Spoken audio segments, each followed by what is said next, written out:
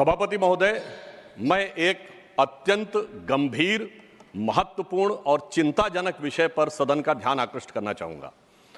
जब से भारत श्री नरेंद्र मोदी जी के नेतृत्व में एक उभरती हुई सामरिक, आर्थिक और कूटनीतिक शक्ति बनकर उभरा है, तब से यह बहुत सहज रूप से देखा जाने लगा है, विशेषकर विगत 3 वर्षों से, जब से भारत को विकसित भारत बनाने का लक्ष्य रखा गया है, कि विदेश की बहुत सी ऐसी गतिविधियां हैं जो भारत की व्यवस्था के आर्थिक पक्ष, भारत की व्यवस्था के नैतिक पक्ष, सामाजिक पक्ष पर आक्रमण कर रही हैं। इस संदर्भ में एक रिसेंट जानकारी आई है जिसे हम कह सकते हैं organised crime and corruption reporting project. A French publication has recently published its own report based on its investigation on the Sarajevo-based OCCRP, Organized Crime Corruption Reporting Project. This new report of the media report has claimed. You will lay the report on the table of the House. जी। And इस report के अनुसार ये कहा गया है कि इस प्रोजेक्ट को फॉरेन गवर्नमेंट्स की फंडिंग है और उसका फोकस इंडिया के ऊपर भी है, और इस फॉरेन गवर्नमेंट की फंडिंग के साथ साथ जॉर्ज सोरोस के साथ भी इनका कनेक्शन है। अब ये केवल हम एक रिपोर्ट के आधार पर नहीं कह रहे हैं सभापति महोदय, मैं सदन का ध्यान आकृष्ट करना चाहूंगा कि विगत 3 वर्षों से ये क्या एक संयोग है कि जिस समय भारत की संसद का सत्र चलता है, मैं सिर्फ एक संयोग बता रहा हूं, भारतीय फार्मर्स के बारे में रिपोर्ट आती है 3 फरवरी 2021, बजट सत्र है 29 जनवरी 2021। पेगासस रिपोर्ट आती है 18 जुलाई 2021, मानसून सत्र है 19 जुलाई 2021। उसके बाद 31 जनवरी 2023 से भारत की संसद का बजट सत्र शुरू होता है और 24 जनवरी 2023 को हिंडनबर्ग रिपोर्ट आती है। जनवरी 2023 में भारत की संसद का सत्र शुरू होता है और 17 जनवरी 2023 को बीबीसी की डॉक्यूमेंट्री आती है, इंडिया द मोदी क्वेश्चन। और गंभीर महत्वपूर्ण बात है, 20 जुलाई 2023 को भारत की संसद का सत्र शुरू होता है और मणिपुर वायलेंस का वीडियो 19 जुलाई 2023 ठीक एक दिन पहले जारी होता है। पूरे सीक्वेंस में अगर हम चलें तो महोदय मैं याद दिलाना चाहूंगा कि 10 मई 2024 को कोविड वैक्सीन के बारे में एक रिपोर्ट छपती है, जिस समय भारत का चुनाव प्रचार अपने पूर्ण उसके ऊपर था। फिर अभी वर्तमान सत्र हम बताना चाहते हैं कि मानसून सत्र 22 जुलाई से 9 अगस्त के बीच में शुरू होता है और 10 अगस्त को हिंडनबर्ग की रिपोर्ट आती है। वर्तमान सत्र 25 नवंबर से प्रारंभ होता है और 20 नवंबर को अमेरिकन कोर्ट के एक अटॉर्नी की रिपोर्ट आती है एक बिजनेस हाउस के संदर्भ में।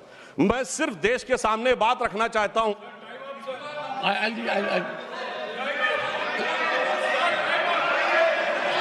Honorable members, this is honorable members. I'll give honorable members. I will give time because listen to me.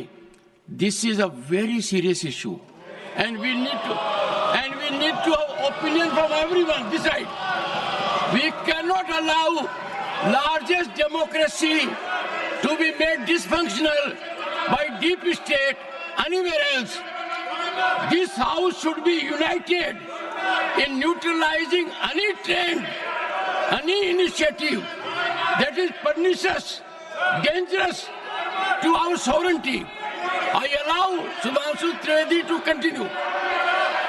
मैं सिर्फ ये बताना चाहता हूं कि विगत चुनाव भारत के राजनीतिक इतिहास के एकमात्र चुनाव थे जब विदेश में कोई रिपोर्ट नहीं, मैं विपक्ष के सदस्यों से कहना चाहता हूं, रिपोर्ट नहीं, भारत के इतिहास का एकमात्र चुनाव था जब विदेश की एक गवर्नमेंट ने, रशियन गवर्नमेंट ने ऑफिशियल स्टेटमेंट दिया कि भारत के चुनावों में विदेशी हस्तक्षेप हो रहा है। ऐसा भारत के इतिहास में कभी नहीं हुआ और इसके बाद दूसरी सरकार के द्वारा उसका खंडन किया गया। महोदय, मैं अपने विपक्ष के साथियों से पूछना चाहता हूं कि यह जान के हो रहा है या अनजाने में? अगर अनजाने में हो रहा है तो ईमानदारी से आइए और खुलकर चर्चा करिए। यदि जान के हो रहा है तो मैं अनुरोध करना चाहूंगा कि इसके ऊपर गहन जांच होनी चाहिए, क्योंकि निरंतर सभापति महोदय, मैंने कोई घटना कोट नहीं की है, मैंने केवल एक रिपोर्ट कोट नहीं की है, मैंने 3 वर्षों का सीक्वेंस दिया है और जो सदन मैदान में बैठा हुआ हर व्यक्ति इसके साथ अपने साथ बिल्कुल साफ साफ उसे देख सकता है।